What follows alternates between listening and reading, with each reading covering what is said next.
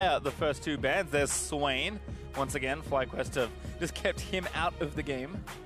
Yep, comes recommended. Champion's very strong. We'll see if they grab. Yep, there's the advice that the analyst desk was giving them. I'm sure they needed the analyst test to tell them to ban Caitlyn in phase 1. Hey, sometimes they do. Cloud9 didn't, or not, excuse me, not Cloud9. TSM didn't ban Thresh after everyone was like, you should probably ban that champ. Well, I like the adaptation here from Fox regardless, taking down not one but two marksmen, including the one that Area's performed on 2 games in a row. Rise, another nice ban there for Fly, picking on Demonte a little bit there with 2 mid lane bans. Yeah, Demonte, you know, we said he wasn't able to influence the game quite as much as we were hoping, but still had a great game overall on Rise, so you kind of understand that respect ban. And Jin shooting up in the priority, I guess. Yeah, I mean, that's, I think, 3 for 3 on Fly, taking marksman in first rotation. So certainly prioritizing strength there in the bot lane.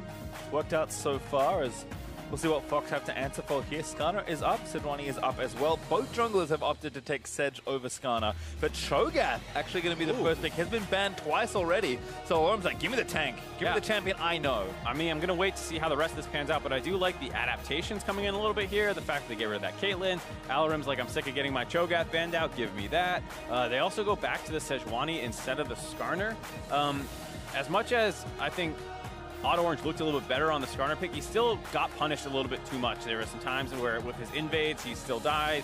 And I think they're saying here on Echo Fox's side, if we can get a better bot lane, hopefully that means Auto Orange isn't under quite as much pressure, and then he can play those team fights out better when he has that Sejuani pick. Well, Skarner gonna drop through picks and bans most likely. Morgana and Zac, the next 2 picks here for FlyQuest. So pretty high priority on the Morgana to really pressure and bully in these 2v2 lanes here for FlyQuest, and Shrimp just abandoning Skarner and going straight tank v tank for the jungle matchup. Yeah, that is surprising, you know? I can't quite figure out why they decided to drop the priority that much. It looked great in game 1, looked decent in game 2, and then here they're saying, forget it. I wonder if it's something to do with that Cho'Gath pick potentially becoming such a meatball that he's not a frontliner you want to pull in. Maybe that's why they're choosing not to do it, but we'll have to see. That Thresh coming back as well. Pretty good performance by Papa Chow. So no surprise there. It is into Morgana, so we'll have to see how that goes. But people are starting to say, screw it to the counters and still pick Thresh because he does do so many other things. Yeah, I mean, 2v2 usually generally pretty fine. And as you said, kind of when the mid game opens up, you can get picks and try and snowball from there. I think Fox have a good plan, wanting to just pick a little more playmaking for themselves, realizing that, again, they need to brute force more of these situations to kind of open up big enough advantage to actually take a game here. It's also the first time that we're going to see a mismatch first draft phase. True. So we're going to see some more targeted bans. 80 carries for FlyQuest, no surprise, as they have the Jin to Echo Fox's nothing. Same with the top side, so the Ornn and the Shen ban comes in. I like the Shen ban, decent into the Cho'Gath, very annoying to play with it against that global. And then Ornn's just been a really solid champion for no one of the best team fighting tanks. So kind of take the good stuff away from the top side. Ban Ashe here actually for FlyQuest. So lost his, oh my god, he's insta-locked Draven. Let's go. I thought he was joking, but apparently not. Flashes the Draven for half a second and locks that in. Man on a mission here in the 2v2. I like the speed with which he locked it in too, not giving them time to really react to it or anything like that. And showing a lot of confidence, because you heard Golden Glue once again harken back to the desk about finding something to do differently. They talked about the Renekton for them, did actually get a pretty huge lead, but just couldn't convert into the game win. Here they're going to try to do something similar, but on the bot side of the map for Echo FOXA Academy. There's Sion for no, possibly for mid, but I very much doubt it. And we'll see what Keem wants to take. Orianna's still open, so probably going to take Orianna. 3 for 3. Demonte with a counter pick, but ooh, actually a swap up at Azir. Kind of a takeaway here. Keen will take that blind into Demonte. Interesting. All right, he's doing it. Straight for Kassadin there for Demonte. Echo Fox going for some lane-focused picks this time around. Kassadin doesn't do great early on, gets pushed in a little bit like a lot of champions do into Azir, but can become a bit of a threat later on, and then can, assuming you take on Sealed Spellbook, swap the TP, and then you can start going for this 1-3-1 strategy. We'll have to see how that works out, because FlyQuest Academy's macro has been on point in limiting some champions that can potentially split off from the group. I mean, at a very basic level, I think it's what's been the problems? Well, we can't win around the map, so we need to win lanes harder so we get a bigger advantage. And the other one is, when we do team fight, we can't kill the stupid carries. We just get people that ignore the front line and try and take people down and get aggressive. I mean, look, we talk about a swap being pretty necessary here for Echo Fox, given that they are backs against the wall. for all 3 potential remaining games. A little different, effective, we'll have to find out. Yeah, this is quite a way to head into Game 3. You can see that FOXA is feeling the pressure, knowing that they needed to change things up, and this is a pretty drastic shift with a very lane-dominant AD carry and an assassin split-pushing mid laner, which is not really the meta right now. And I guess on the other side, we've talked just how consistent and good FlyQuest have looked all series long. The obvious issue, and everyone always talks about it with Casanova, it's going to be even a bigger problem here in this game. FlyQuest have won every game so far, playing intelligently around the map, securing objectives, and then effortlessly sieging turrets. Cassidy is about as good as a melee minion in a siege. Yeah, as far as defending them goes. I mean, this is one of those strategies we're saying, like, let's not let them get to that position, obviously. Yes. We want to get a lead through our bot lane, buy space for Demonte to become a, like you said, a split push nuisance, and then who's really going to match that on the side of FlyQuest? I do like the strategy. It doesn't feel like FOXA has the chops to go toe-to-toe with FlyQuest in rotations and objective control, so focus instead on splitting them up, divide and conquer, as well as a very aggressive early game. Well, it should be fun, but right now teams are spread across Summoner's Rift for what could be our final game of the Academy League 2018 Spring Final. FlyQuest looking for the sweep to 6-0 their playoffs here in Academy and really cement themselves as the dominant force of the spring. FOXA going to try and at least get on the scoreboard, and from there, who knows? Yep, definitely. Whenever you pull one of these miracle reverse sweep comebacks, you don't think about Game 5, you just think about one game at a time, and right now, that's what they're doing, finding a win any way they can right here. Well, no invades coming through. Everyone just kind of chilling out for these first few minutes of the game. But Shrimp is going to start blue side by the looks of things. And same side there for Odd Orange, going to get some help from Alorum. So we've seen bot lane be, I think, a lot more important than we expected in this game. Kind of fallen back in line with the metagame a little bit more. So certainly pathing that way, potentially, for both these junglers. It's been important in a bit of a strange way. It feels like 10, 15 minutes in, Aerie and Lost are relatively close. But then Aerie on that Caitlyn has been such a monster in team fights as well as setting up around objectives, and the strategy of FlyQuest using picks like the Caitlyn has been impressive, but it hasn't really been like one bot lane is really smashing the other one just in terms of their laning. It was, oh, look at this great coordination between Shrimp and JJ in the first 10 minutes of the game in Game 1. Yep, we've certainly seen Davis Morgana give them trouble, but again, it feels like the Caitlyn was more of the issue, so we'll see if that holds true or not.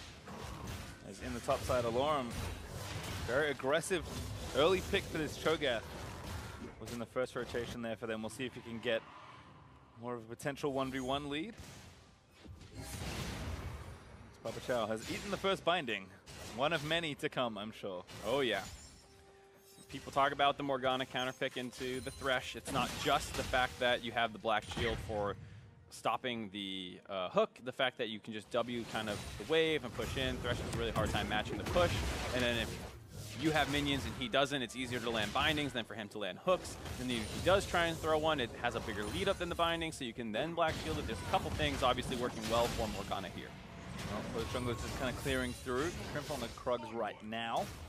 After clearing all of his red side and leaving 2 camps up on the blue. Good binding again from JJ. Hook is going to miss. As Aerie walks left. And despite the lack of Caitlyn, it does feel like their early pressure is still here. Getting the minions pushed in aggressively under the turret, continuing to poke with Tormented Soil. But a little different of a game plan without that Skarner pick. You don't really know what you're going to get into there. As you can see, like you said, ooh, that chain CC combo. Also, that's another thing that Morgana does great with Jhin. Set them up for those roots, and then you get to keep them on the Tormented Soil even longer. But there's no Skarner, like we were saying this time around, to go for those invades and really try and abuse that Sejuani quite like we saw in Game 1. We'll see if 2v2 that can have any problems. Oh, a good pull in there. Looking for Odd Orange. Gonna vault the flash, but the play is wonderful. JJ now the next one to be chased down, but Permafrost stack's not applied still. Gets a summoner out of the Jhin there. Very creative gank attempt. Good attempt. They did chunk them out a little bit to help offset some of that pressure that they were under. Cost them an Ignite.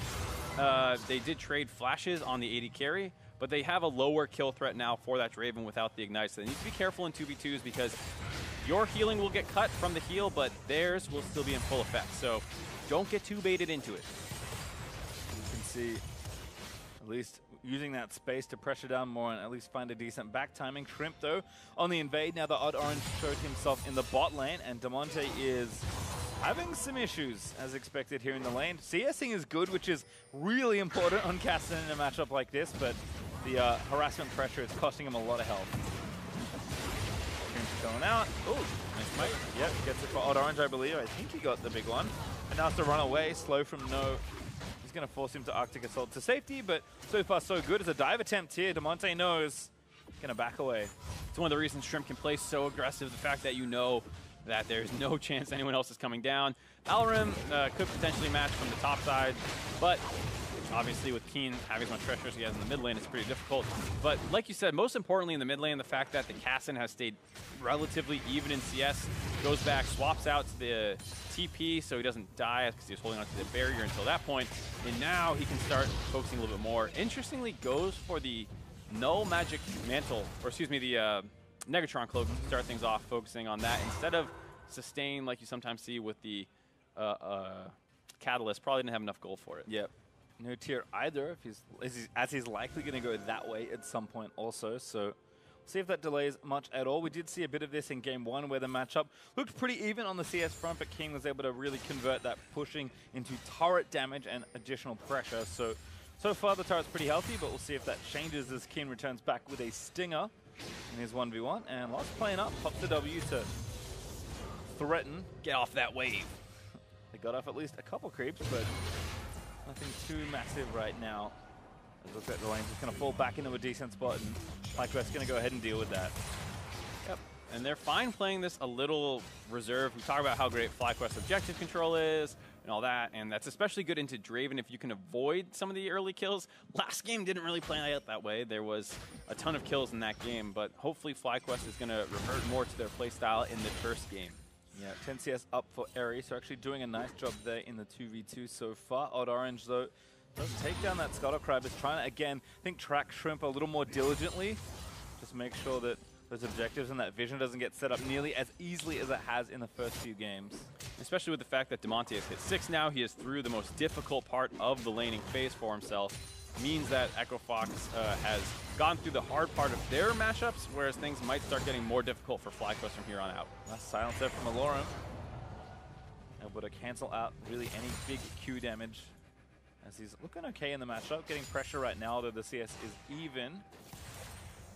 It's been a pretty quiet one, which I have to think favors FlyQuest, given how the first 2 games have gone.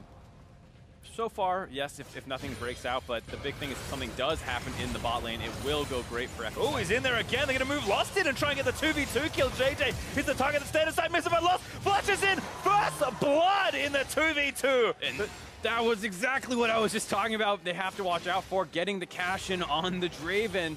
Things seem to turn south very quickly in this game. Getting that first blood, he's going to be able to go back, sitting on 1,700 gold off that one, and going to start building towards his Ghost Blade, most likely. Getting those aggressive items in there. Well, have to see just how much worse this could get for FlyQuest bot laners.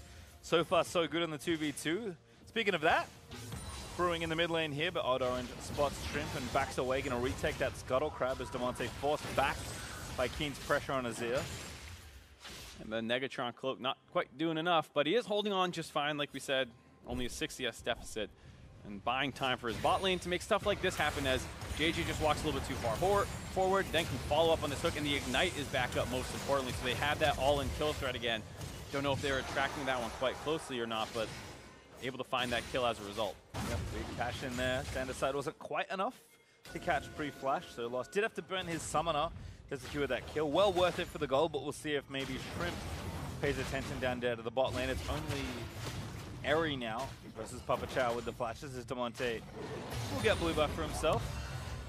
Roof walks back in towards the lane, does have that Catalyst as well, so might be skipping the tier, although it might just be really late. Yeah, it's one of those things where there are a number of different build paths, and as well as the fact that pre-6, you don't really need the tier. It's not like Cassiopeia where you're spamming Q and E from level 2 on. You know, once you start getting those ultimate stacks, that's when you really start building up a little bit faster. But it's also the kind of thing where you don't necessarily need the tier. In a game where you're looking to power spike pretty hard with this Draven pick, I don't think you want to go like row a tier like you sometimes see. They want that Abyssal Mass to go for some more aggressive plays and make sure that they're power spiking close to the same times. Well, you can see now a little bit more respect being paid by FlyQuest Academy for the 2v2. Damonte also getting aggressive on the Keen. Decent damage down there. Good trade. Yep. Cassin and passive coming up good as EchoFox once again with pressure here in the early game going to try and take this Drake down. We'll pull it out of the way. Only that ward in the back of the pit, and this should be over to Fox Academy. Shrimp might try a steal. Oh, actually going to just be patient here. Sionalt is going all the way over. No, can't quite make it. Cho'Gath falling not too far behind. Still low on the Drake here. Leash kind of completed here perhaps. Papacha looking for a juke, doesn't grab it. Now going to get slammed back in towards it, but I think the damage might be done. Shrimp does grab the Drake, but now the fight's going to break out. Bloblet's in there for Shrimp. Hold there by Odoran's long-range hits in onto No. Damonte Ian is going to try and get a kill into JJ, and the back has lost. Does finally finish off Shrimp. Dravenol finding a bit of damage. He snipes JJ, and now the follow-up rupture lands. Back on the Sion as the hook connects as well. The play back in, and FOXA Academy have sprung to life. That early game snowball is in full effect here, Pastry. They did lose the Dragon, but they got 3 more kills for it. Great play by them. They're able to find Shrimp early on and then chase down the other side of the fight as well, as only have 1 frontline member left alive. Shrimp, kind of pulls Papachow in towards him to kind of start this fight, but I don't think he really wanted that, as it just puts him in an easier position to Lantern Lost in on top of him. And then as a result, he gets popped in the Bloblet form. They leave Lost alone to kind of deal with those. Odd Orange helping out a little bit, but he gets that kill. And then JJ got so low, Lost can just snipe out the 2nd kill as well. And then all this CC chasing down, able to find the 3rd and final kill right there onto No. Extremely well played there by EchoFox, who have a 3-0-1 Draven. Try and snowball through this game. Ghostblade is done. Pickaxe also ready, and Eri has Merc Treads and a hammer to match so far. Still got some gold to spend, so has 1,000 more to contribute to his next few items, but this is the Draven that, despite having a minor CS deficit, is snowballing hugely ahead in this game. 5,200 gold to 38. That's a lot. Yeah. And it's made even worse by the fact that, like you said, those Merc Treads for the Jhin, got to look at that and kind of scratch your head. You have the Morgana pick to deal with some of the CC that's going to come in from the hooks or anything like that. He hasn't even been getting hooked that much this game. It's nice to negate some Kassadin damage when he jumps on you, but at this point, you don't have any damage and you can't really fight. So does it matter if the Jhin can live through the Kassadin burst if the other AD carry is destroying your front line? Like, it's kind of like you're protecting yourself but damning your team. We'll have to guess, see how it all plays out, but Eri certainly feeling the pressure of the early Draven power. Odd Orange onto his red buff in the meantime, as the map will reset. Still, towers are up. First Drake did go to FlyQuest, so they're holding true on their objective-focused game. Cost them a little too much. Fox are almost up to 2,000 gold, but nothing super worrying just yet. But you have to think that kind of the start they wanted is now there, and the snowball can continue as long as they build up a little bit more pressure. Absolutely. The fact that Keen getting as many auto attacks in as he can, but still not chunking out Damonte nearly like he was pre-6.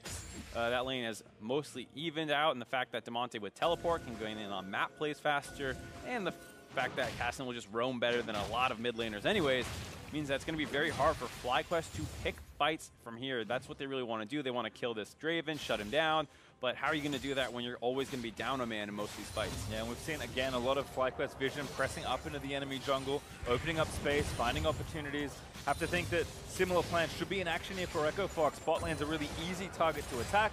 You open up the map, you continue to snowball your Draven that's already very fed.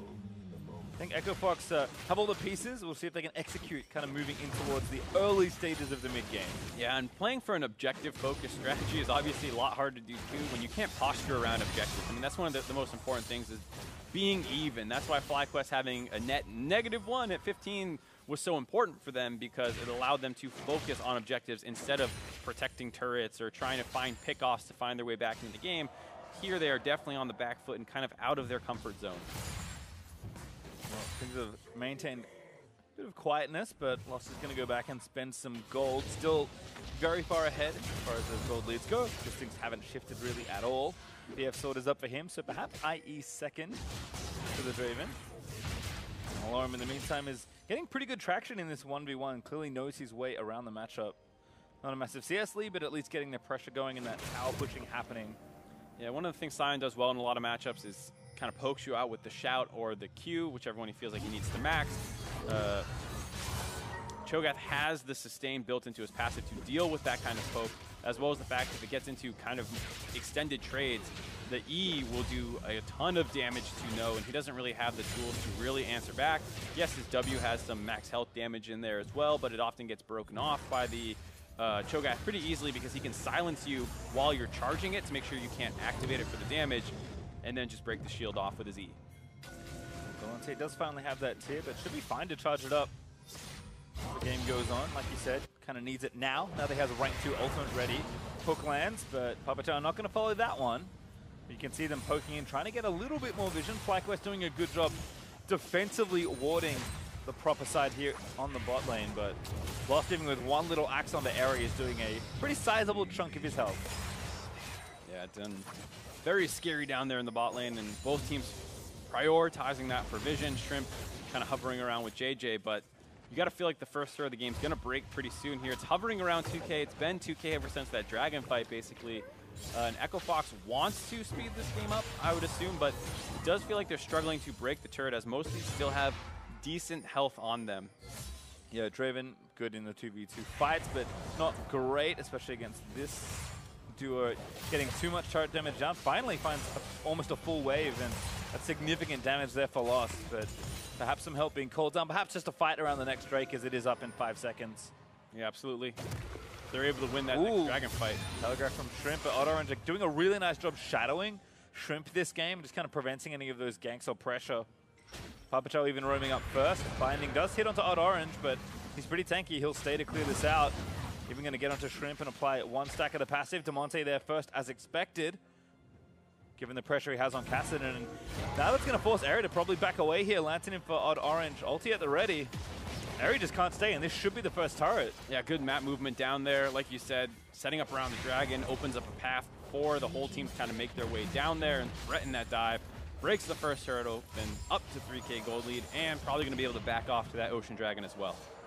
If I recall correctly, it's also the first time Fox have taken the first turret in this series. I believe FlyQuest got it both times in the last few games, so certainly things off to a much better start here. And Drake going to go over as well. FlyQuest, they've got that first Cloud Drake, but they're going to lose this Ocean. And as great as things are looking for EchoFox right now, they need to keep this pressure up, because we've seen FlyQuest behind in games before and win them multiple times in their semifinals victory over Cloud9 Academy. And you can trust those guys to say that you need to keep the pressure on them all the way until the Nexus explodes, because if you give them a chance, FlyQuest are able to stay composed and find their way back into these games. Yep. Next steps, though, kind of certainly there. Shrimp is going to start the Rift Herald here. Now that Fox are kind of all on different backtimers. You mentioned Demonte, certainly good in a side lane once he gets going, and he's kind of at a point where he should be happy to leave. Curious to see if Fox kind of do the standard stuff and move their duo around to try and pressure more turrets, because getting the first turret's kind of the hard part with this sort of comp. But once you get the first one, it should be a lot easier to snowball the rest of the map and finally use that sideline Kassadin pressure that you picked the champion for.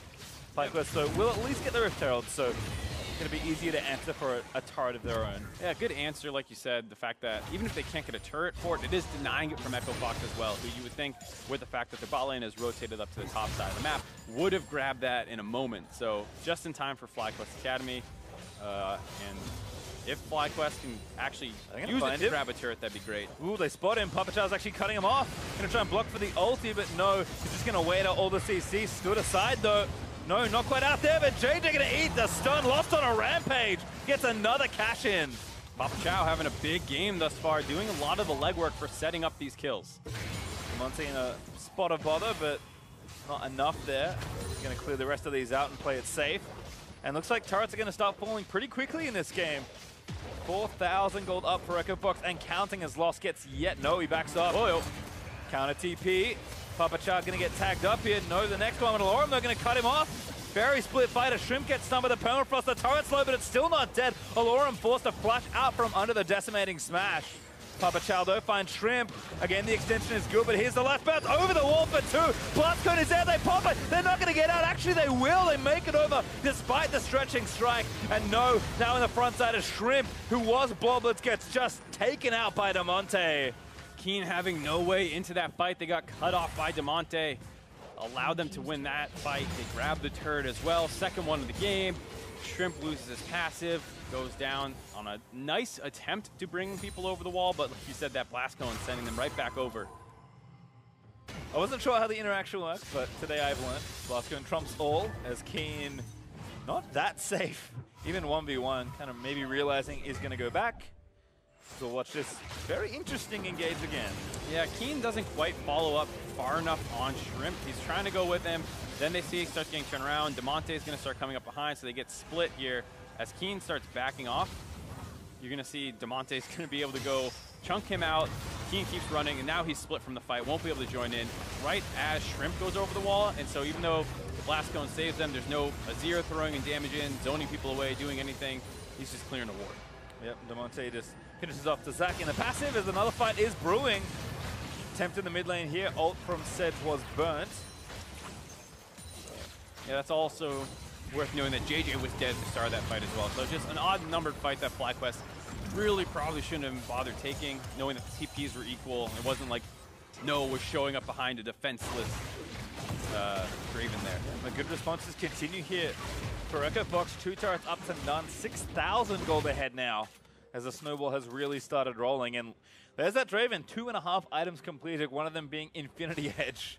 With that Zeal also there, this is a very scary carry. Yeah, and I like the comp of Echo Fox as a whole. While it does lean heavily on the Draven early game, assuming he kind of follows up on what you're expecting him to do, it is a great bridge to some of these other champions. The fact that you couldn't pressure mid lane quite as hard as you wanted to against the Kassadin, who's now becoming a threat. The fact that you have this infinitely scaling tank in the top lane with Cho'Gath means that you have multiple other things working in your comp besides just early game. Yeah, and you can see Shelly does get used, is probably timing out. Does go down the turret and mid even stays up here. If it wasn't for that Rift Herald take, could be on track for a perfect game here by Echo Fox Academy. Instead, gonna maybe just try and keep it a shutout instead, as they really do want to take the last outer turret here and open up that map even further. It's gonna be hard though. Azir known for his wave clear, and Echo Fox don't really have the trickiest ways of getting onto him. The best that they can do is hope a hook or a Sejuani ult lands from long range and they can blow him up. But Azir plays pretty safe, so might be a little difficult for Echo Fox to stall out. Short range carries of Kassadin and Draven means that if this game goes on for a long time and things start stalling out, you have to be worried about the backline of FlyQuest just straight outranging them and out DPSing them. Yeah, I think tough, but Echo Fox should have more than enough room now to play the map and kind of do what FlyQuest have been doing to them all series. Just play the side lanes, pressure up, and their macro likely certainly not as clean as FlyQuest, but probably good enough to win from this point. Great all there from Odd Orange as well. You're gonna let it rip, lost again! Unstoppable! As he grabs yet another kill. He is 100% KP in this game. Leaning very heavily on their only import player in the roster. Lost the young AD carry from the OCE region. Doing you proud, right? Yeah, I mean, looks good there. Maybe looks better here. As Damonte smells blood, wants Keen. Damage down. Oh, hello, Alorum! They're gonna dive in for a rupture is good. That's one kill. Lost gets yet another one. As the Scion is going to ride in a good ult back from Shrimp, but they just don't have enough. Alorum is just going to take down the tanky Zac. And the mid turret's going to fall as well. All this snowballing from the pick on Airy, who had flash. He could have dodged out on that max range Odd Orange ultimate, got greedy, thought he could sidestep it. He goes down, and then it leads to this kind of long, strung-out sequence where now Keen's out of position, not just clearing in the mid-wave. He tries to get back under his turret, but he's not able to do so. Shrimp goes down as well, and with no smite available and a Cho'Gath, this Baron is pretty free for Echo Fox. Yeah, this Draven does more than enough damage to get it done. Lost is going to hit down the Baron. Fox will claim it, and he has 3,000 gold to go and spend. As Damonte can't kill the Bannock Minion, will lose the turret. More importantly than anything, hero banner minion. Well, Good work there for FlyQuest, but this is going to be a tough comeback. You just got to wonder why Shrimp is going in with a dead 80 carry right now, not even picking a fair fight. Alarum was on the rotation first, so he shows up way before No with the Scion. Then there's that kind of miscommunication as No comes flying in. Shrimp saves all of them from the Scion ultimate, and just too easy to find these kills. Yep.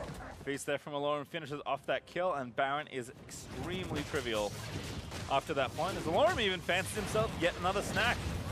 Drake number 2, third overall in the game, as a Cloud Drake will likely go over here to Echo FOXA Academy, but 2 minutes and 40 seconds of this Baron to work with. Lost has, that's like 4,500 gold ahead of his opponent. Yeah, and the closest to him is Keen at 8,700, so really not close at all to this Draven. If they can't find a way onto him, if they can't kidnap him back with the Zac, there's almost no fight that Echo Fox will lose. Got another BF sword as well after rapid fire cannon has been completed. Damonte now kind of finally transitioning over to these side lanes, almost level 16. Really at that big tipping point for Kassadin, and he has rank 3 ulti. And I mean, FlyQuest have already shown this player so they can make some big comebacks, but this one's going to be tricky. A good let's bounce, but I think he's going to die before it matters. He will flash out of the way. The Draven ult is going to follow, but only tags Eri once. Damonte instead straight in there for the follow-up harass, but Rift walks over the wall just to be safe. He got the heal out of him, Eri panicking. Oh, that's why he didn't take any damage. Yeah, I mean, he had the black shield on him as well, so the Kassadin combo didn't look like it did anything, but I mean, it really wasn't going to do anything. Eri would have been fine without that heal, so good job by Damonte getting a free summoner out. Yep, turret pressure mounting, minute 30 left on the Baron, tier 2 in mid looking a little unhealthy. But Keen there with the wave clear, still Lost and Damonte team up for turret number 4. And we're pretty much 10,000 gold ahead now for Echo FOXA Academy. This has been a vastly different game, much more suited to, I think, Echo FOXA Academy's style of play this time. You gotta wonder, you know, not looking too far ahead because there's no inhibitors down yet, Pastry. That's and true. We've seen FlyQuest come back a couple of times, so I don't want to get too far ahead, but you gotta wonder what else Echo Fox has in the playbook if the Draven gets banned out. What else can they look to really abuse FlyQuest here? Because this is a great, you know, switch up. It was a great change in momentum. Maybe that's really what they needed, but you gotta think if they go back to just straight standard play, they're still gonna struggle. Well, that will be a question for the next game if we get one. Echo FOXA Academy certainly making a very strong case for playing at least one more in this series. But like you said, at this point, we don't call FlyQuest Academy games until the Nexus is officially exploded, given that they came back with a very, very low Nexus in their semi-final. It's okay, we'll keep bringing it up every single time. Today just feels like a good day to bring it up. I don't know what it is. I feel like this is the exact kind of game Golden Glue hopes FlyQuest wins, just so someone else can experience it with him, you know? To be able to go over the Echo Fox guys and be like, you know what we dealt with now. Hey, yeah, that's in the back of their minds. Like maybe in solidarity of our neighboring academy team, we should just throw it away. I don't think that's going to be it, as Bloodthirst are now done for this Draven. We'll check in though with the rest of the map here, as Damonte also up 3 items with a Void Staff, level 16, so feeling good. Even has Ignite, doesn't want TP right now, is just fancying that maximum 1v1 pressure. Just a patch with Ignite buffed, I believe. I believe so. So, not actually that bad of a late game summoner anymore. Before, it was basically only useful late game for cutting through healing, which with Shrimp, you know, has some value, but it does also help a lot more with damage. Ramps up all the way to 500, I think, at level 18, so not insignificant at all. Like you said, though, Baron has worn off, and Fox still needs to take inhibitors down to really get things going. Can't hit the Nexus without them, as King and Lucy's Banshee's Veil. Odd Orange and the rest of the squad hunting around as Alarum gets things going in the bot lane, pushing those forward as well. And it's not just Lost that's huge right now, which is obviously where your eyes kind of go to when you see things like those. Auto attacks taking about a 1/5 of Shrimp's health bar. But their tanks are also really far ahead too. Alarum on 3 items. Odd Orange getting close to his 3rd compared to just 2 on their opponent's side. Keen also not having a Void Staff means he's not going to be able to chew through them easily. So FlyQuest are going to need some time to get back into this game. Once it gets out, Keen also cleanses off Odd Orange's ulti, but Shrimp now going to be the next target. Redemption is down. Damonte wants it! Not going to grab it, but I don't think it's going to matter. Shrimp back in the Bloblets. Just going to hit him down slowly. No, they can't get the next 2, but No rides in to protect his jungler. well played by FlyQuest to kind of live through that. Cost them a lot of summoners, cost them a passive or two. But they do hold on. No deaths, no turrets lost either. Baron in a minute and a half, though, and you can feel how hard it is for FlyQuest to do anything there. Echo Fox played that one pretty aggressive and still not even close to getting punished. Yeah, I mean, Monday is going to go back. He has more than enough time to reset before the Baron is back out on the map. Spend his gold. Fox will just fall back and get vision. They don't even need that badly, given that FlyQuest have been trapped against the walls of their base for the last few minutes. So it should be a pretty easy second Baron take here for FOXA Academy. Maybe that's the time where FlyQuest feel they should shove in and contest for it, but maybe not. They've been playing pretty slowly on defense so far. And with how far ahead Echo Fox is, all the vision control that they have, their tanks being so big, it's going to be very hard to win a fight around Baron. Not going to do too much, but Echo Fox is potentially going to have to fight for the vision control as FlyQuest make their way out of the base. Yeah, a couple wards here and there, but very deep control wards placed already by Echo Fox. Just going to leave that one left to Papa Chow. Hook, not going to land, was after no. But not quite enough reach to land that one. Just again waiting. 20 seconds now to this Baron's back up. Demonte continuing to pressure down here in the side lane. And Lost even going to step forward and threaten. I mean, no one is safe from this Draven right now. Absolutely not. And with no teleport on Demonte, he's making the right decision of split pushing up in the top lane. Sometimes with Baron buff spawning, people are like, why aren't you down on the bot side? But this way, he's still in range. If a fight like this breaks It's a great pick to get. If you can get it unstoppable, but not invulnerable. Shrimp will live for a little while longer, but the ult is going to find him on the other side. He's so low, but Fox just can't find a kill. But JJ insta-flashes away from that Draven. Insta-flashes away. Knew if he took another one there, he might go down. Everyone alive on FlyQuest as once again they absorb the pressure from Echo Fox. They didn't even lose a summoner on Shrimp. Oh, another catch on the node. Perhaps they're going to look to try and turn it around. The Banamina doing work, but JJ almost gets one shot by the Draven. And no, he's caught in the front side. He can't ult out with the block. No, he's going to die in zombie form as well. And Echo Fox 5v4 for 45 seconds. Not looking at the Baron. They want to break the base instead. I think the right choice given where the waves are. Alorum going in, looks to tie up Shrimp. Johnson just flashing in, he takes down Harry. He's just such a monster right now. The tower's gonna fall. Demonte will chase in onto Kane. JJ limps away after almost getting one shot by a Draven Axe. And that inhibitor's gone down. That might be game as well. Keen is gonna have a hard time walking forward in the face of Demonte and Lost. They have Alarim, who's absolutely monstrous and just taking these turrets. He's like, no one right now can face check these axes, so they'll just go in for the turrets. Papa Chow finds a good hook. Keen is going to maybe get a kill on the backside as a result, but Papa Chow barely going to live. Knock up on a Keen. Lost goes in for it. 1-2 shots. The shield there, not enough to break through, but the Nexus is just being exposed. No, he's going to try and get something done, but Echo Fox start the path of the reverse sweep as they take down FlyQuest in Game 3. Off the back of Lost on your screen there. Huge performance on the Draven pick. Willing to take the risk on the champion and then executing in the early game, but you got to give some props to Papa Chow, landing a ton of hooks to set the team up. And a good carry from the bot lane. Odd Orange bouncing back as well under less pressure. The Kassadin pick paying dividends as well as put some extra pressure on the side lanes. And you got to get ready for Game 4 here. I mean, you don't have to do all of the things they did in draft that were quite drastic, but I think a lot of the little changes, like Alorum picking a comfort pick and taking that tank and really just having more pressure and clearly a lot more knowledge of how to play these teamfight situations. I don't think you have to pick Draven, but I think you probably have to ban Caitlyn if you're not going to pick it. Like, I think they answered as extremely as they could just to maybe get some momentum for themselves. I don't expect that draft to be repeated again, but I think the game plan should be what they're going for. Yeah, I think you can expect a lot of similar things like the Caitlyn ban, like you said. I think the Draven, if it doesn't get banned, I don't mind seeing it again because I'll watch that game again. I'll watch that game again. I'm just saying, like, from a strategic perspective, do they have an answer? Ari and JJ have been playing pretty much Jhin, Caitlyn, and then Morgana or Nami or some kind of range stuff to protect it recently. I mean, they are pretty good on tanks as well. We saw the Alistar, so maybe they pick more engaged to punish the immobile Draven if it shows up again, but good surprise here in Game 3. Certainly looking good. We'll see how Echo Fox struck back in the series as we send it back over to the analyst desk. Thank you very much, gentlemen. And what a game, what a comeback. We see Lost captaining these guys, getting them off Lose Island.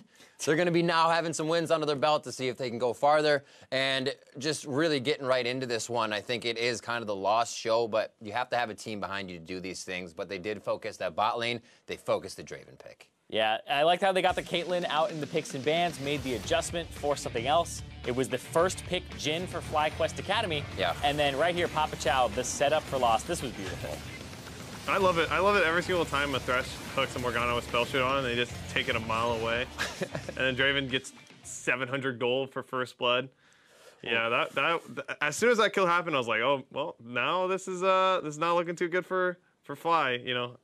Tyler won't have been proud. So easy setup. A plus.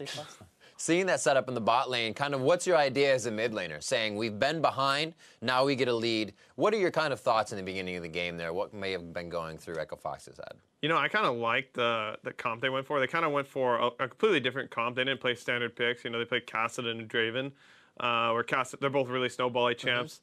And they ended up snowballing. And Kassadin also, he did fine the whole game. You know, they got to level 16. If you get to level 16 on Kassadin, the game's pretty hard. Thank you very much. For the opponent team. So, you know, even though Draven got most of the spotlight there, Kassadin was fine. He felt really good scaling up into the late game, and yeah, it didn't really look like there was much windows for FlyQuest to do anything. Yeah, I had a bit of a worry, though, myself in the draft, because Kassadin usually will want to flank and then, like, join the team later, and I thought that this composition from Fox really didn't have enough wave clear unless they snowballed, right?